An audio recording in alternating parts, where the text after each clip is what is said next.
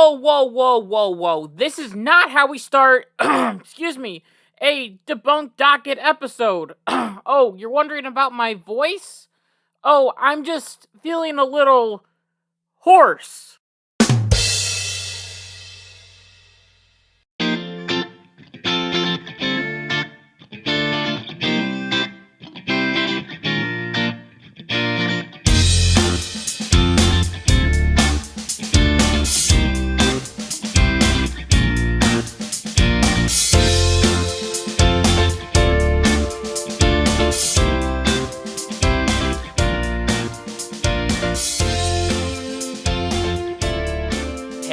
What's going on, everybody?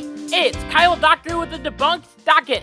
We are here with our very 5th episode of the Debunked Docket. I'm excited to be here, and I hope that you are excited to be here as well. And if you are excited to be here as well, make sure to go down below and hit that like button, hit the subscribe button, and make sure that you're hitting the bell notification so you can see every single time I post a video. So, to start off this episode, I thought it would be nice to go back in time a little bit. A time where things were a lot easier and simpler and just better. We had a strong president in Donald Trump, and we had no vaccine, so people were trying very hard to figure out how on earth we could beat COVID-19. Were there any drugs out there that could lower the symptoms of COVID, so then people could possibly survive this with less symptoms? Well, Trump thought so, as there was an idea at the time that hydroxychloroquine and a Z-Pack could have been helpful in lowering the symptoms of the virus. As of today, we know that there is evidence that suggests that taking hydroxychloroquine and a Z-Pack can actually help lower the viral load and reduce the symptoms of COVID-19. Even though it is not FDA approved to do that, it still might work. I mean, there's testing going on all the time with these different drugs. However, back in the day when Trump was promoting this, there were many in the media saying, "No, you can't take hydroxychloroquine for COVID. You are going to die. Trump is literally trying to kill people." And Trump also started to take hydroxychloroquine as a preventative, and the media absolutely flipped a lid and was like, "Trump's going to go blind." And Nancy Pelosi basically called him a fatty 2x4 who couldn't even fit through the door. The media discredited this medication, but if you remember, it just got worse. As if we once again go back in time to episode 20, you will remember a story with the headline from KTR News which said, "Arizona man dies after ingesting substance touted by Donald Trump." Then there was a Time magazine article with almost the same exact headline, as it said, "Arizona man dies after taking chemical in coronavirus treatment touted by Trump." Do you remember all of this? If you don't, make sure to go back and check out episode 20 and also episode 28. Those links will be down in the description, and they're always on my channel. All of this will make sense in the end, I promise. So after this, the story was easily debunked, as the woman got chloroquine, which was in a high dose and was used in fish tank cleaner. And now that story is both tragic and also hilarious at the same time. However, the media still had their narrative. Trump and those stupid conservatives want us to drink fish tank cleaner. Those stupid, terrible conservatives want us to take a medication that's not even certified by the FDA. All these people want to do is kill us all. This is not what Trump or conservatives wanted. All that they were trying to do was figure out how to prevent this disease and maybe lower the symptoms a little bit. And today we are still trying to hunt down different medications that can help lower the symptoms of COVID-19. So then if you start feeling like you're getting COVID-19 or you have a symptom of COVID, then there are some medicines that you can take so then COVID won't be as bad, or it can make you actually feel better. Well, there's a new drug that is starting to trend. This drug is called ivermectin. Now, doing some research on this new drug, I found out that ivermectin and hydroxychloroquine are similar in a few ways, which is very interesting. Hydroxychloroquine is an anti-parasitic drug that is used to treat malaria and also arthritis. Ivermectin, on the other hand, is also an anti-parasitic drug that has been used to fight river blindness, as apparently there's a parasite that can enter into your eyes and can eat your corneas, which I don't think any of us want that to happen to us at all. But anyway, It is also used for ringworm infections as well in both humans and in other animals. Another similarity comes from the media, as the media called hydroxychloroquine fish tank cleaner, and now the media is calling ivermectin horse dewormer. That's right, there are people that believe that this medicine is only for horses, but this is not true. As I already mentioned, this is also used for people as well.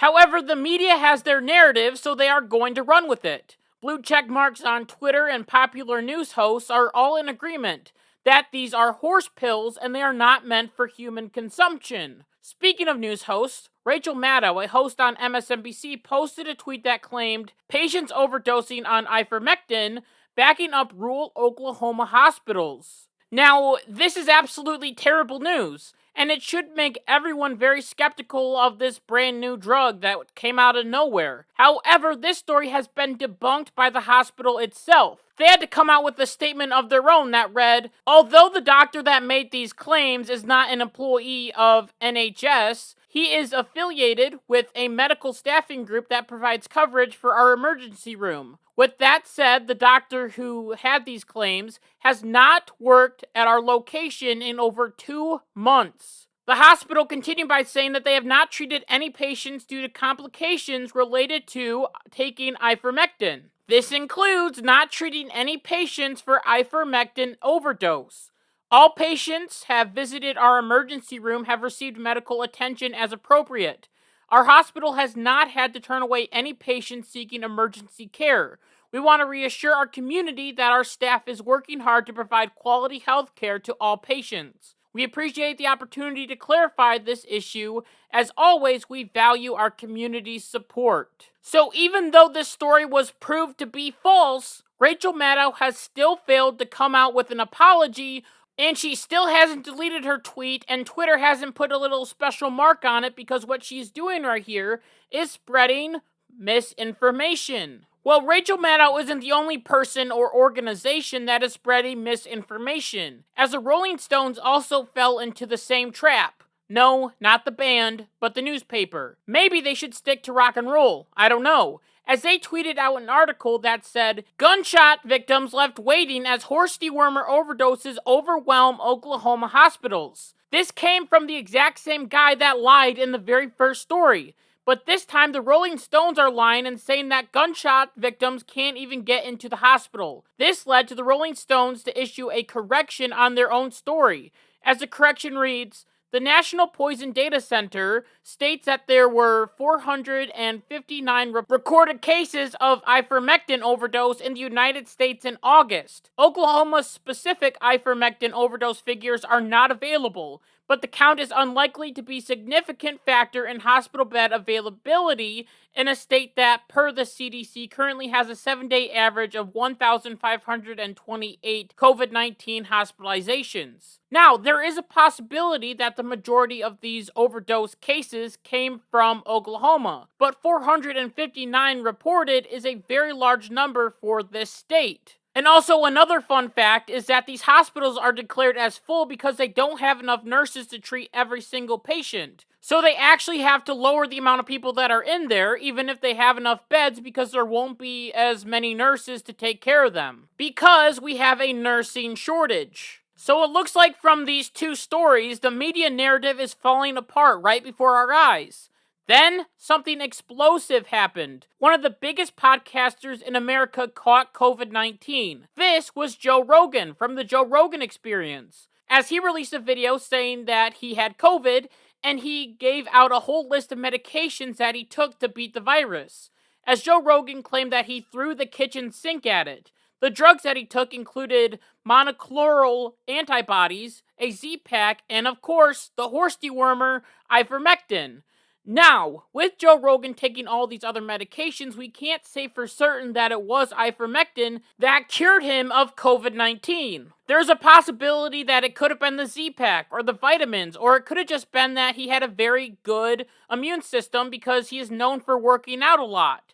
However, it is important to understand that Joe Rogan didn't go to the local tractor supply company and got horse paste and ate it. Doing that is actually very dangerous, as the dosage for horses and other animals can be fatal to humans. But because Joe Rogan went to his doctor, and his doctor prescribed it to him, it was safe for him to take. This fact of Joe Rogan getting it from his doctor did not stop CNN from broadcasting that Joe Rogan was spreading false information about the drug, as Jim Acosta had an interview with Anthony Fauci where Jim Acosta called it horse medicine, and the chyron underneath while Jim Acosta was talking read, Joe Rogan says he took widely discredited livestock drug for COVID. Nowhere in that interview or on the television was there the correct information that Joe Rogan got this medicine from a doctor. CNN also had another chyron that read almost the same exact thing as the first one, as it said Joe Rogan says he has COVID, taking livestock drug despite warnings. It is absolutely ridiculous that the media are trying to drag Joe Rogan through the mud on this, as I have seen smart people on Twitter wishing that Joe Rogan would die because he found another way to beat COVID, or make his symptoms go way down lower so his body could fight the virus better. But as we know, Joe Rogan does not go down without a fight, as he came back at CNN. As on his next podcast, the guest that he had on the show jokingly called him Old Horseworm Joe Rogan, and then Rogan responded by asking if he would have to sue CNN. And his point here is very important. Here in this next clip, he describes the history of this medication and how he got it. Just take a listen to this. I'm glad you're well, man. Bro, do I have to sue CNN? I don't know. Do you? They're making up. They keep saying I'm taking horse dewormer. I literally got it from a doctor. It's an American company. Mm-hmm. They won the Nobel Prize in 2015 for use in human beings. Yeah. And CNN is saying I'm taking horse dewormer. Yeah. What? So They must know that that's a lie. Well, there's a lot of people saying it. Right, but a lot of people can say it. Okay. Like the internet says it. Who cares? sure, But it's- CNN is saying it. Like Jim Acosta. I meant like USA Today. So Joe Rogan did his research on this drug. He didn't just go to the Tractor Supply Company and just started taking random medications. He got it from a doctor. I say this again because it is very important. How many times have we gone to the doctor and been like, oh, I have this pain in my neck or something, and they prescribe something to you and you're like, oh, okay, I'll take this. Sometimes you don't even think twice about it. One time I remember I was taking a heartburn medication called Zantac. I didn't look it up at all, and then all of a sudden on the TV there were warnings that this drug could cause cancer. I absolutely freaked out and threw them all away, and my doctor was able to put me on a new medication. The point for all of this is, talk to your doctor before you take any medications, and don't be stupid. You don't need to go and get the dosage for horses. Also, I would recommend for you not to believe everything that the media is telling you, because it may turn out to be false or inaccurate. These pills are not just for horses, and anyone that is calling it horse dewormer is not giving you the whole story of what the medicine can do and what it has already done. Did you know that it actually won a Nobel Peace Prize? The doctor who created this medicine won the Nobel Peace Prize for how it helped humans. Not just animals, but humans. Once again, I will say strongly that I am not your doctor, and I am not at all telling you to take this medication. The fact is that the media must be called out for their lies, and there are some people that really need to be called out for their lies. As moving on from the whole HorsePills ordeal, we have to call someone else out for lying. Once again, if we go back into the past, we will remember that Anthony Fauci and Rand Paul got into a little bit of a screaming match, as Rand Paul was talking about how COVID-19 could have been created in a lab, and Fauci benefited from this and provided funds to the Wuhan lab so they could do gain-of-function research. Which means that the Wuhan lab was trying to make the virus more aggressive to see how it might affect humans, and then it was leaked from this lab, leading to a whole big virus that has killed thousands to millions of people worldwide. Dr. Fauci has expressed very strongly that this is not true. And he has claimed many times that Dr. Rand Paul doesn't know what he's talking about. Well, this week, all of that was debunked, as there were more than 900 pages of material that were released that was related to the U.S. funding COVID research in China, aka gain-of-function research.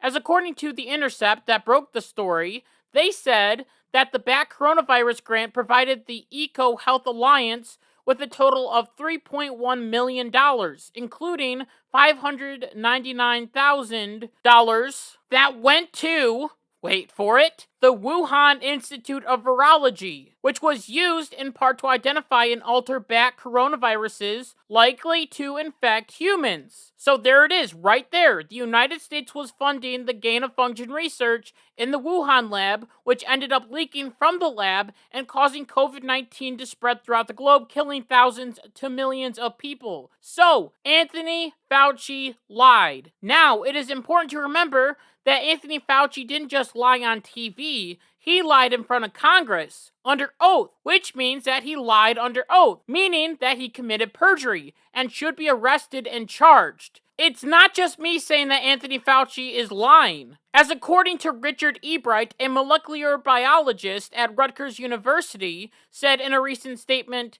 the documents make it clear that assertions by the NHI director, Francis Collins, and the NIAID director, Anthony Fauci, that the NIH did not support gain-of-function research or potential pandemic pathogen advancement at the Wuhan Institute of Virology are untruthful. Will Anthony Fauci be fired or tried for lying under oath? Heck no. He's Anthony Fauci. He is the greatest doctor in the entire world and has always been 100% consistent on everything that he's ever said, except for masks, mass gatherings, Wuhan lab leak theory, testing, how COVID spreads, if schools should reopen. He's been inconsistent on a lot of things. But other than that, he has been 100% consistent. Listen, I still believe that the last thing that Donald Trump should have done before he left the White House was fire Fauci. I think that the world would be a better place with him fired, as both he and the media lie and manipulate us into believing something that isn't true all the time. In the end, right now and from the past, everyone has had the same exact goal: how to stop COVID and how to treat it. Some people are saying that there are medications like ivermectin and hydroxychloroquine and others that can cure us from this disease. Now, do we blame these people from going against the grain as they start to see that Anthony Fauci was lying about gain-of-function research? What else is he lying about? We also see that people from CNN are lying about ivermectin and calling it horse dewormer when it can also be for humans. The thing is that these people want you to get the vaccine so bad that they are willing to make other drugs look bad, so then the only option that you have is to get the vaccine. Why can't people just decide for themselves what they want to do? If someone gets better from COVID just by taking Mucinex, then that's a great thing.